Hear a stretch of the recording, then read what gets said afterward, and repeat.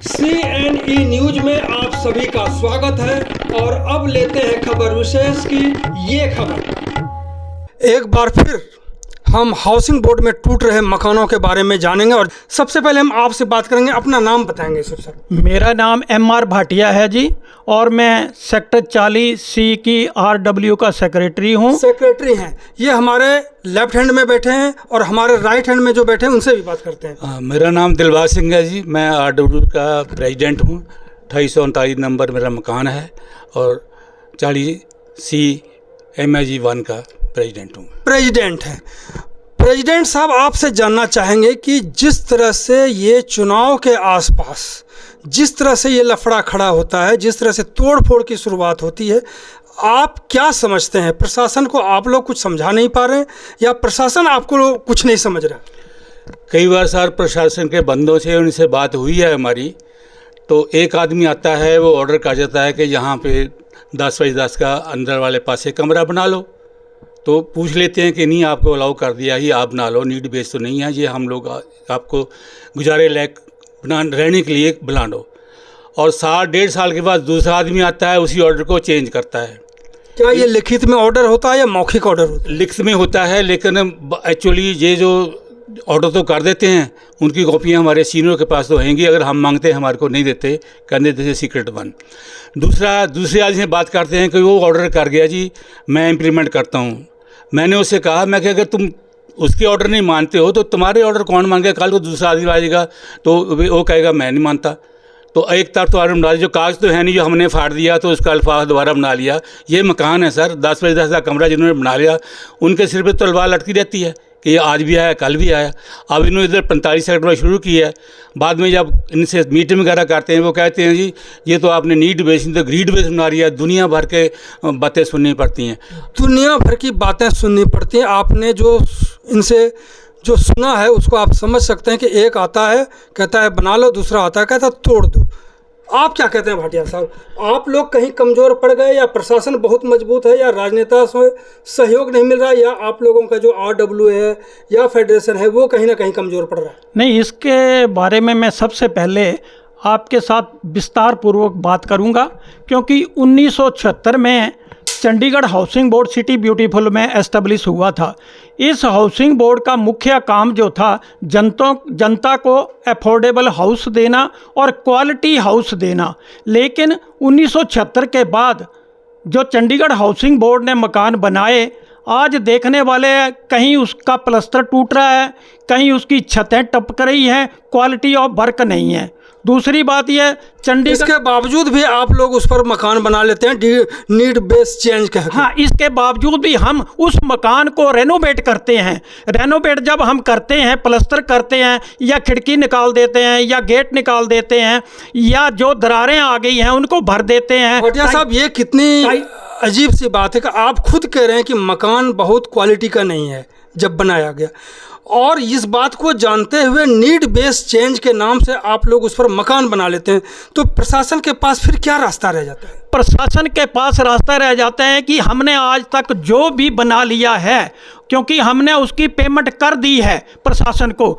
Chandigarh housing board और प्रशासन का फर्ज बनता है कि उसको रेगुलराइज करे और जिन लोगों ने नहीं बनाया है उनको बनाने की परमिशन दे चंडीगढ़ हाउसिंग बोर्ड और प्रशासन। क्योंकि हम लोग इन छोटे छोटे मकानों में रह रहे हैं, जब हमें इसका नोटिस आ जाता है, क्योंकि मैं आपको बताना चाहता हूँ 65,000 के करीब चंडीगढ़ हाउसिंग बोर्ड ने LIG से लेकर के HIG तक मकान बनाए हैं और इन मकानों का लोगों ने पाई चुका दिया है। लेकिन इसके बावजूद भी चंडीगढ़ हाउसिंग बोर्ड हमें नोटिस दे देता है, जब इन मकानों में लगभग 3.5 लाख से ज़्यादा लोग रह रहे हैं। जब उनको नोटिस आते हैं तो पूरे का पूरा परिवार सहमा हुआ महसूस करता है, क्योंकि नोटिस में लिखा होता है कि हम आपका मकान कैंसिल कर देंगे। प्रेसिडेंट साहब, जैसे कि इन्होंने कहा कि पहले से ही मकान बेहद कमज़ोर है, क्वालिटी ठीक नहीं है, इस पर भी नीड बेस चेंज के नाम पर उस पर मकान बना लिया जाना, क्या ये खतरा नहीं? प्रशासन का काम नहीं कि ऐसी चीज़ों को तोड़ दे? नहीं सर, ऐसा है, जो इन्होंने हमारे को मकान दिए थे, जो उन पर प्लास्टर लगा हुआ था, उसमें सीमेंट और जो है ना उसकी मिक्सर जो है वो ठीक नहीं था। हम लोगों ने उन सारा रीप्लास्टर करा के अच्छा सीमेंट लगा के बाहर भी अंदर भी दोनों पर प्लास्टर किया और उनकी जो जहाँ जहाँ अच्छी मरम्मत होने वाली तो की। हम उसकी गारंटी दे सकते हैं कि अगर 3 का 4 मंजिला भी ऊपर बनाई जाए तो दीवारें अभी वो काम नहीं आएंगी। आप किस आधार पे गारंटी किस आधार पे दे सकते हैं? क्या आप इंजीनियर लग रहे हैं, आर्किटेक्ट हैं, या इसके बारे में बहुत ज़्यादा ज्ञान रखते हैं? सर ज्ञान हमारा ये है कि हमने जब ये मकान लिए थे तो उस टाइम इनकी जो हालत थी ना सिर्फ ऐसी थी कि हाँ भी ठीक है, थोड़ा रहने के लिए ठीक है, क्योंकि उस टाइम ये था कि किराया बहुत लेते थे लोग। हम एम्प्लॉइज बंदे थे, एक मकान का 800-900 रुपया कमरे का मांगते थे उस टाइम पे। तो हमने ये सोचा कि 446 रुपये इनकी 480 फिर 446 किया इन्होंने पर मंथ लीज बेस पे। तो हमने वो ले लिए, लेके उनके रेनोवेट इस ढंग से कराया ताकि ऊपर जो है अपना मकान जो इनके पहले मकान थे उनका थोड़ा सा स्ट्रक्चर बेसिक नीचे से भी चेंज किया।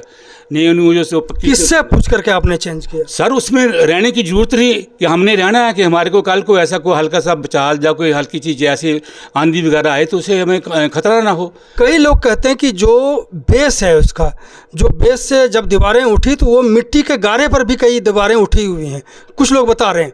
क्या ऐसे मकानों में रहना और फिर उसके ऊपर नीड बेस चेंज के नाम से ऊपर मकान बना लेना, क्या आपको खतरा नहीं लगता कि कभी भी अगर धरती हिल जाए तो सारे हिल जाएंगे यहाँ पे? 2 चीज़ें हैं सर, कई लोगों ने तो ऐसे मकान बना रहे थे जैसे इनकी दीवार के बीच में हमने ऊपर तक लेंटर डाल लिया, वो क्या बोलते हैं उसको, पिलर बना के पिलर के ऊपर हमने जो एक्सटेंशन करी है वो किया है। इनकी दीवार में कोई असर नहीं है। जो इनके पहले बेस बनाया था उनको हमारे पास जो आर्किटेक्ट या हमारे जो लेबर जाज हमारे जो इंजीनियर आते थे उनको इनसे पूछ के बनाते थे ना उस टाइम के क्या करना, तो वो कह रहे आप ऐसा कर लोगे तो और मजबूत हो जाएंगे। तो हमें मजबूती से मतलब था। अब कहा किस आधार पे कहा उन्होंने? कुछ लिखित में कहा है? नहीं सर, लिखने उन्होंने क्या उस टाइम तो मैं ही मालूम कहा था जो उनको कहा भाई कैसे पक्का हो सकता है ये मकान। हम लोग कोई बाज़ार से सामान लेने जाते हैं उसको बोल दिया इसको और पक्का कैसे करोगे आप, तो सजेशन दे देते हैं। तो ऐसे वो लोगों जो कारीगर थे वहाँ के मिस्त्री थे या आर्किटेक्ट से या कोई और आदमी जान पहचान वाले थे तो उनको करा के पास तो फिर भी द्वारा यही करते थे कि हाँ भाई ठीक है आप करो।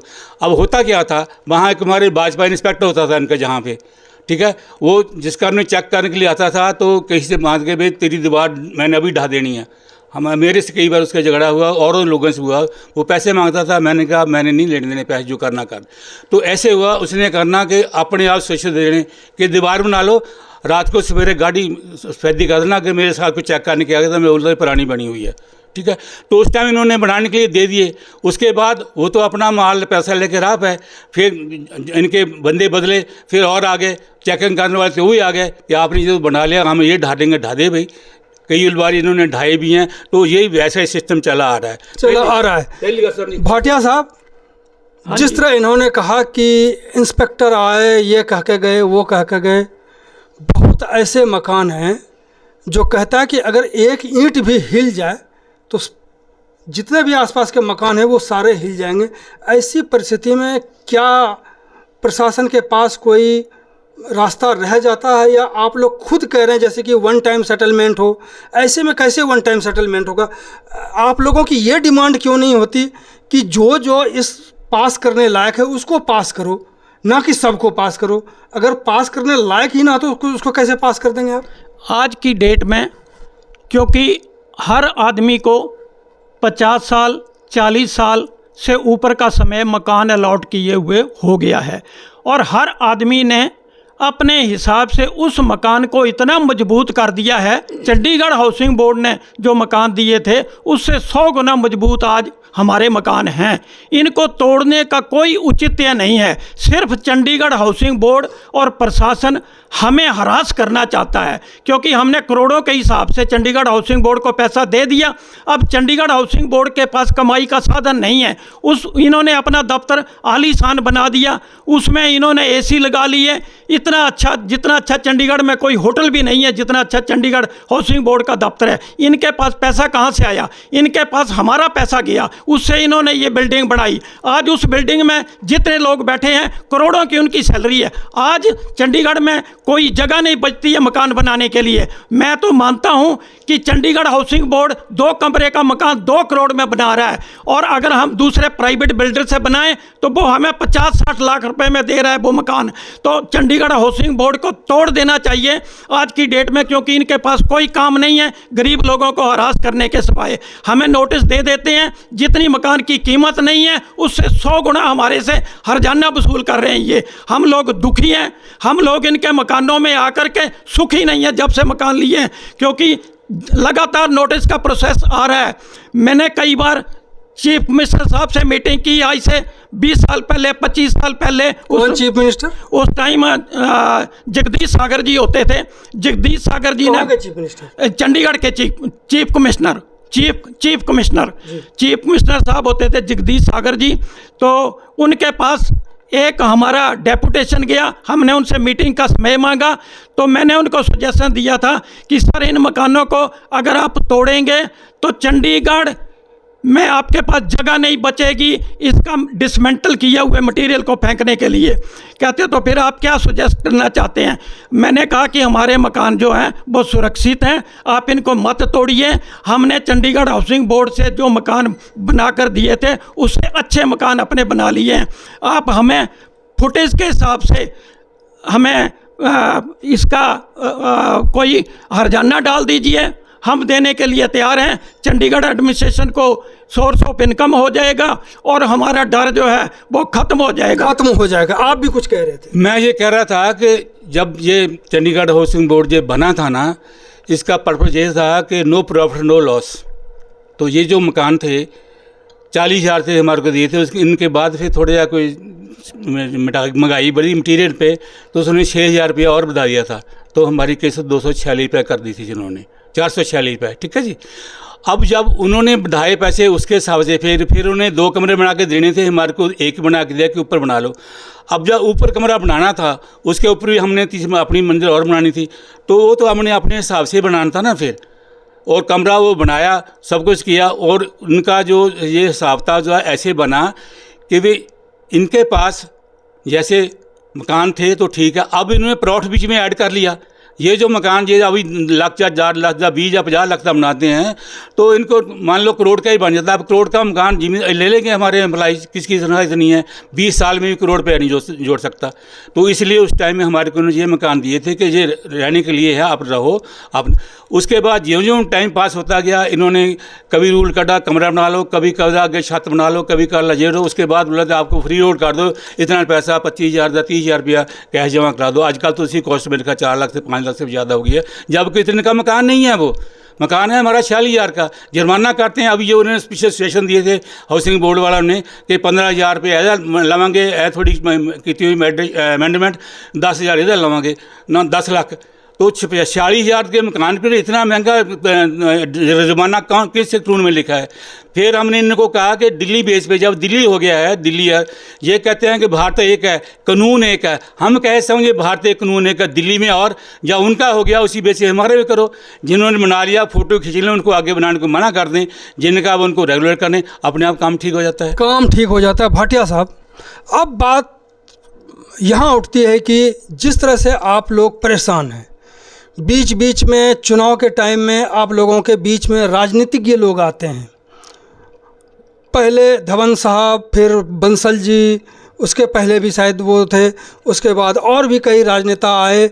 आप लोगों ने खूब भारी मतों से उन लोगों को जिताया। मनीष तिवारी को थोड़ा सा कम वोटों से जिताया है आप लोगों ने।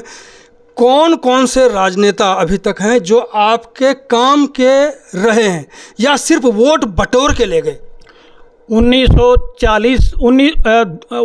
40 वर्षों से हमारी ये समस्या चली आ रही है। इस बीच में कई राजनेता आए और कई राजनेता चले गए। चंडीगढ़ में एक एमपी की पोस्ट है, हम लोग बंसल साहब के पास भी गए, हरमोहन धवन के पास भी गए, सतपाल जैन जी के पास भी गए, तिवाड़ी जी के पास भी गए, लेकिन अभी तक हमारे पास इस समस्या का कोई समाधान नहीं आया है। हर बार आप लोगों से वोट इसी मुद्दे पर मांगते हैं कि हम आपको रेगुलर कर। पार्टियां हमारे साथ वायदा करके जाती हैं चुनाव के दौरान कि हम आपकी समस्या का समाधान करेंगे, हम आपके नोटिस जो चंडीगढ़ हाउसिंग बोर्ड से आ रहे हैं उनको बंद कर देंगे, आपके मकान जो आपने एडिशन अल्ट्रेशन कर रखी है उसको रेगुलराइज कर देंगे।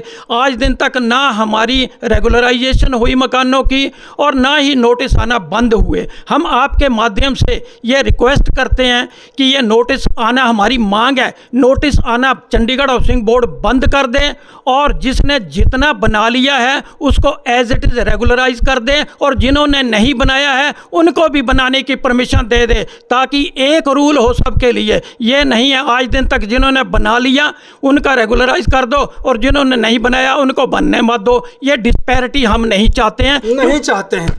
प्रधान जी, जैसा कि इन्होंने कहा कि जितने भी राजनेता आते हैं वोट बटोरते हैं और इसी के नाम से बटोरते हैं, आप भी इससे सहमत हैं। दूसरी बात, जैसे इन्होंने कहा कि प्रशासन इस तरह से इसको रेगुलर करे, क्या लगता है कि आप लोग घर बैठे रहेंगे और प्रशासन रेगुलर कर देगा और राजनीतिज्ञ जो है वो आपको थाली में परोस के दे देगा? सर ऐसा कभी हुआ ही नहीं है, ना होगा। लगता है ऐसा ही है। जैसे 20-40 साल से हम रह रहे हैं अपने मकानों में, वादे बहुत करते हैं, अपना काम निकाला उसके बाद तो मिलना ही बंद कर देते आप हैं। ये भी बताएं कि हाउसिंग बोर्ड के जितने भी मकान हैं जिसमें विवाद चल रहा है, कितने लोग रह रहे हैं? मेरा ख्याल पाटिल अनुमान 3.5 लाख से 3.5 लाख आदमी रहते हैं वहाँ। लेकिन जब अपनी मांग उठाते हैं लोकतांत्रिक तरीके से, कितने लोग होते हैं? मैक्सिमम कई बार तो इतने आ जाते हैं कि सारे आते हैं जिनको प्रॉब्लम होती है। ऐसी बात नहीं है। हमने एक बार मैं आपको कह रहा हूँ 3.5 लाख लोग रहते हैं। हाँ। आप क्या चाहते हैं कि 200 आदमी को दिखा करके और काम करवाना? नहीं सर, हमने एक बार 1.5 लाख की मतलब गैदरिंग की है। उसके बाद में ये हमारा जो डराते थे ना, ये कर देंगे वो कर देंगे, वो बंद हुआ था। उसके बाद 10 हुए। ये जो ब्यूरोक्रेट जहाँ पे आते हैं ना जी, तो वो जाके अपने रूल अमेंड करते हैं, वही जनता को तकलीफ देते हैं। वो कोई भी आदमी सुधारने को तैयार नहीं। अंडर रूल जहाँ दिल्ली में हो गया, जहाँ अंडर रूल क्यों नहीं भाई? आप कहते हैं कि 1.5 लाख लोगों को हम लोगों ने जुटाया आंदोलन के लिए। एक कहावत है या कहा है किसी नेता ने कि जनता आती है कि कुर्सी छोड़ो, तो इतनी बड़ी जनता आई लेकिन कुर्सी नहीं छोड़ी गई। कुर्सी नहीं छोड़ी गई। यहाँ पर प्रॉब्लम सर ये एक है कि चंडीगढ़ एडमिनिस्ट्रेशन में सभी जितने भी उच्च अधिकारी हैं वो डेपुटेशन पे आते हैं। डेपुटेशन पे आकर के हमारे साथ कई बार नोटिफिकेशन जारी कर देते हैं कि आपको रिलीफ दे दिया गया। पिछली बारी गवर्नर साहब ने, इससे पिछले वाले जो गवर्नर साहब थे उन्होंने 35 प्रकार के हमें रिलीफ दिए थे चंडीगढ़ हाउसिंग बोर्ड के निवासियों को। लेकिन आने वाले गवर्नर ने उनको विड्रा कर लिया गया, वो नोटिफिकेशन रद्द कर दी गई। एक अधिकारी आता है वो रिलीफ दे देता है, दूसरा अधिकारी आता है वो हमें तकलीफ दे देता है। ये समस्याएं हमारी आज से 50 साल पहले से चली आ रही हैं। हम सभी से गुजारिश करते हैं, हाथ जोड़ते हैं, राजनेताओं से भी जोड़ते हैं, गवर्नर साहब से भी जोड़ते हैं, हम यहाँ पे एडवाइजर साहब से भी हाथ जोड़ते हैं, लेकिन हमारी समस्या का कोई समाधान नहीं। हाथ जोड़ करके देखा है आपने कि कभी काम हुआ है? कभी नहीं हुआ सर।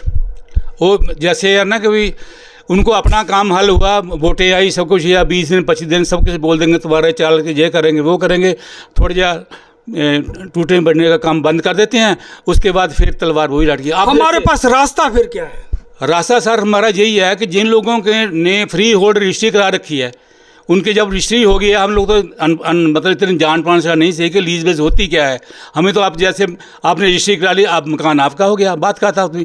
हाँ, कोई ज़्यादा अमेंडमेंट करता है जो मतलब नक्शे में बाहर आती है या कुछ आती है, उसको उनके बंदे देखते हैं, चेक करें, उस टाइम उसको रोक दें तो रुक जाएगा। जब वो बना लेता है उस टाइम तो पैसा लेकर आ जाते हैं कि हाँ भाई बना लो। जब बन जाता है बाद में 1 2 साल 4 साल के बाद फिर दुआ बना दीजिए, कैसे बनाया आपने जी, तो हम तो इसको तोड़ेंगे। वो तोड़ने के लिए एक तो हमने पैसा खर्चा, दूसरा हमारे नीड बेस के हिसाब से बच्चे ज़्यादा, मैरिज हो गई बच्चों की 1 2, आजकल तो उन्हें पता पुराने में 2 ही बच्चे होते थे, एक बच्चे के 1 आधा लड़का हुआ, तो उनको जगह चाहिए। अब छोटे मकान में आप क्या करेंगे, ऊपर नहीं बनाएंगे तो क्या करेंगे? लेकिन अपनी मांगों को मनवाने के लिए आप क्या करेंगे कि आपके यहाँ जो लोकतांत्रिक तरीके से आंदोलन प्रदर्शन है उसमें भीड़ नहीं जुटती? जब राजनेताओं को वोट देते हैं तो वो आपके दरवाजे पर फिर नहीं आते हैं जब तक फिर दोबारा चुनाव ना आ जाए। तीसरा कि जो प्रशासन है, आप उसके पास उसके अधिकारियों से मिल नहीं सकते हैं। मिलना भी अगर होगा तो आपको किसी राजनेताओं का ही हाथ पकड़ना होता है भाटिया साहब। हाँ जी। फिर क्या कैसे करेंगे? हम देखिए, जब हिंदुस्तान आज़ाद नहीं था, अंग्रेज़ों का राज था, तो हमारे लोग आज़ादी मांगते रहे, लेकिन अंग्रेज़ों ने आज़ादी वैसे नहीं दी महात्मा गांधी बन करके। फिर हमारे लोग जो थे वो उठे, सड़कों पर आए, आंदोलन हुए, मारकाट हुई, आंदोलनों के माध्यम से हमने देश को आज़ाद करवाया। हमारा रास्ता भी वही होगा। हम आंदोलन करेंगे, सड़कों पे उतरेंगे, घेराव करेंगे, चाहे एडवाइज़र का घेराव करना पड़े या हाउसिंग बोर्ड के चेयरमैन का घेराव करना पड़े या गवर्नर हाउस का दरवाज़ा खड़खड़ाना पड़े या हमारा जो एमपी है उसका घेराव करना पड़े। आप कहते हैं कि एडवाइज़र और चेयरमैन का हम घेराव करेंगे और राज्यपाल का दरवाज़ा खटखटाएंगे। दरवाज़ा क्यों खटखटाएंगे, उनका क्यों नहीं घेराव करेंगे? क्योंकि वो तो पॉलिटिकल पोस्ट है। सर घेराव तो करेंगे, जो आया हमारे पास, जो हमारे को दुख देगा हम क्या करेंगे। आज तक कोई घेराव किया है? कितनी बार घेराव तो नहीं किया, करते भी हैं कई बार, छोटा मोटा जगह जरूरत पड़ती है तो उस टाइम। कब घेराव किया आपने राजभवन का? राजभवन में 2000 कितने में किया सर? 15 दिन पहले गए थे, उन्होंने रोक लिया था हमारे को, वहाँ जाने दिया मिलने। आपने घेराव नहीं किया था, वो एक जो लोग आप ही के लोग कहते हैं एक ड्रामा हुआ था। पहले आपने कहा था कि हम 50,000 आदमी के साथ घेराव करेंगे राजभवन का, बाद में पॉलिटिकल हाथों में आप लोगों ने उस आंदोलन प्रदर्शन को दे दिया था। कहीं किसी और राजनेता को एक लीडरशिप में दे दिया, किसी और सेक्टर में किसी और को दे दिया, और इस तरह से आपने अपने आंदोलन प्रदर्शन को कमज़ोर किया था। भाटिया साहब, थोड़ा सा ध्यान से अगर आप याद करें। सर उसमें एक बात है, क्योंकि हम राजनेताओं के पास गए, हम बीजेपी के पास भी गए, हम आम आदमी पार्टी के पास भी गए, कांग्रेस के पास भी गए, उन्होंने हमें आश्वासन दिया। तब आम आदमी पार्टी नहीं थी जब की बात कह रहा हूं। नहीं, मैं अभी की 10 दिन पहले की बात कर रहा हूँ। सेक्टर 41 में एक बहुत बड़ी जनसभा हुई, वहाँ पर हमने आम आदमी पार्टी को भी बुलाया था, कांग्रेस का प्रतिनिधि भी आया था, लक्की जी आए थे, और बीजेपी से भी बलशाली जी आए थे। तो हाँ, शक्ति देवसाली जी आए थे। तो उन्होंने हमें यह आश्वासन दिया, हमने उनकी 3 मेंबरी कमेटी जो थी वो बना दी, और उन्होंने आश्वासन दिया कि हम चंडीगढ़ प्रशासन से, गवर्नर साहब से बात करेंगे और हम कोशिश करेंगे इस मुद्दे को सॉल्व करने के लिए। 3 मेंबरी कमेटी के बारे में कहा प्रधान जी, उसका क्या औचित्य है? क्या आज के समय में 3 जो बनाया आपने कमेटी, वो 3 मेंबरी कमेटी, उसकी हालत आपने देखा है क्या? सर ये अलग अलग पार्टी के मेंबर हैं। उस टाइम हमारे को उन्होंने वादा किया था हम इकट्ठे होकर लड़ेंगे। बीजेपी गवर्नमेंट है, कांग्रेस हमारे साथ है, आप हमारे कहते हैं हम भी तुम्हारे साथ हैं। इसलिए लड़ेंगे कि दिसंबर में नगर निगम का चुनाव है? कुछ भी है जी, उन्होंने हमारे को यही मैसेज दिया कि आपके जो मकान टूट रहे हैं इनको हम बचाएंगे, हम खुद जाएंगे, बैठेंगे। और आपने देखा होगा कि हमारा जो क्या नाम कॉरपोरेशन का मेयर है वही वहाँ कहीं जाके बैठता। सर बात एक और जो इसमें जो जिससे हम ज़्यादा सफ़र कर रहे हैं वो ये है, यहाँ 4 टाइप की तो गवर्नमेंट है। पहला कॉरपोरेशन, अपना म्यूनसिपल कॉरपोरेशन, वो डंडा चला देती है, ठीक है, सड़क का नियम, मोटे गेट कटा, तोड़ो फलाना, ये हो गया। दूसरा एडमिनिस्ट्रेशन हो गया, ठीक है जी। तीसरा हमारे के जहाँ जो लोकल बॉडी है वो है। चौथा जो ज़्यादा नहीं थे, सेंटर से ऑर्डर आ जाते हैं कि बिजली प्राइवेट कर दो, जो चाहे प्राइवेट में हो, तो हम जाएँ तो जाएँ कहाँ सर? ये प्रॉब्लम है। हर एक कानून का जहाँ जिसका डंडा चलता चला देते हैं, हम लोग तो इसलिए सफर रहे हैं। तो अब मकान छोड़ के जाएँ तो जाएँ कहाँ हम? भाटिया साहब, आपने कहा कि बहुत बड़ा आंदोलन प्रदर्शन करेंगे, घेराव करेंगे। हाँ जी, बिल्कुल। अकेले करेंगे? नहीं सर, दुखी जो आदमी होता है वो क्या कुछ नहीं कर सकता है।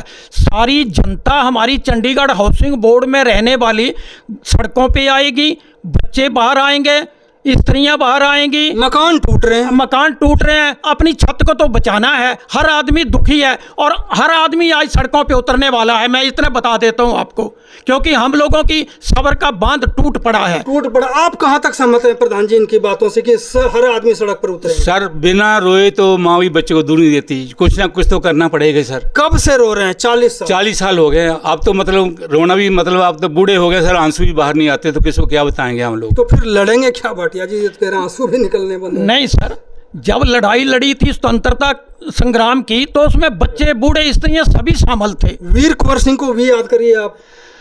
वीर सावरकर को? वीर कुंवर सिंह, जिन्होंने 70-75 साल में लड़ाइयाँ लड़ी थी अंग्रेज के खिलाफ। नहीं, मैं उसके बारे में नहीं कुछ नहीं जानते हैं। भाटिया जी आपको? हाँ, मैं जानता हूँ सर उनके बारे में, क्योंकि मैं वहाँ पे एक पोर्ट ब्लेयर में गया था, तो वहाँ पे उनकी फ़ोटो लगी हुई थी, और वहाँ पे मैंने उनके बारे में पढ़ा था कि उन्होंने इतना, क्योंकि वो 2 भाई थे और महाराष्ट्र से थे, बॉम्बे से थे वो, तो वीर सावरकर जी ने ठीक है, दूसरी बात करते हैं। ठीक है, तो वीर सावरकर जी ने स्वतंत्रता संग्राम में कैसे हम मकान पाएंगे? हम मकान तो लड़ कर के ही पाएंगे। लड़ कर के ही पाएंगे? कैसे पाएंगे सर? जो आदमी दुखी होता है वैसे कुछ भी कर सकता है सर वो। कुछ भी कर सकता है, यानी कि हल्दी लगे ना फिटकरी, रंग चोखा खोज रहे हैं ये लोग, जो होने वाला नहीं है। ना ही आपको राजनेता थाली में परोस के देंगे और ना ही प्रशासन की तरफ से कोई ऐसी बातें कही जाएंगी जिससे आपको लगे कि तलवार हट गई है, लड़ाई तो लड़नी होगी। बहुत बहुत धन्यवाद भाटिया साहब। Thank you sir. धन्यवाद सर। हम आपके बहुत बहुत आभारी हैं कि आपने हमारी आवाज़ को उठाया, और हम आशा करते हैं कि हमारी आवाज़ चंडीगढ़ हाउसिंग बोर्ड और प्रशासन और राज भवन तक पहुंचेगी और हमारी समस्या का जरूर हल निकलेगा। बहुत बहुत धन्यवाद। CNE न्यूज के साथ बने रहने के लिए आप सभी का बहुत बहुत धन्यवाद।